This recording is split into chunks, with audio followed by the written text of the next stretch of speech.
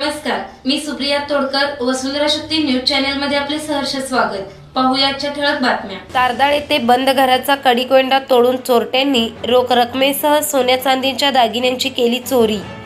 तारदाळ येथील जीके नगर येथे राहत असणाऱ्या संजय सुधाकर पवार यांच्या बंद घराचा कडीकोंडा तोडून चोरट्यांनी 2.25 लाखाचा ऐवज लांबवला। मुलाच्या लग्नासाठी आणलेली रोख रक्कम व सोन्या चांदीचे दागिने यांचा समावेश आहे। तारदाळ येथील जीके नगर येथे संजय सुधाकर पवार हे आपल्या पत्नीसह राहतात। त्यांची पत्नी माहेरी संक्रांतीच्या सणासाठी गेली होती। संजय हे रात्रपाळीसाठी कामावर गेले होते। या दरम्यान घराचे कुलूप कटावणीच्या साहाय्याने तोडून चोरट्याने आत प्रवेश केला। कपाटामध्ये असणारी 3 तोळ्याची गंठण व रोख रक्कम 74,000 रुपये असा मुद्देमाल चोरट्याने लांबवला।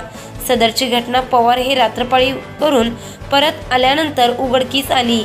पवार यांच्या पुणे येथे नोकरीला असणाऱ्या मुलाचे लग्न ठरल्यामुळे लग्नामध्ये लागणारे साहित्य खरेदीसाठी मालकाकडून उसनवार रक्कम आणून घरात ठेवली होती। सदरचे पैसे चोरीस गेल्यामुळे परिसरामध्ये हळहळ व्यक्त करण्यात येत आहे। याबाबतची तक्रार शहापूर पोलीस ठाण्यामध्ये दिल्यानंतर पोलिसांनी श्वान पथक व ठसे तज्ञांना पाचारण केले होते।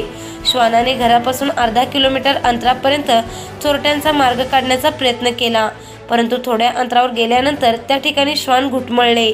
घटनास्थळी शहापूर पोलीस ठाण्याचे प्रभारी सहाय्यक पोलीस निरीक्षक दिनेश काशीर यांनी भेट देऊन पाहणी केली व तपासाबाबत पोलिसांना सूचना केल्या।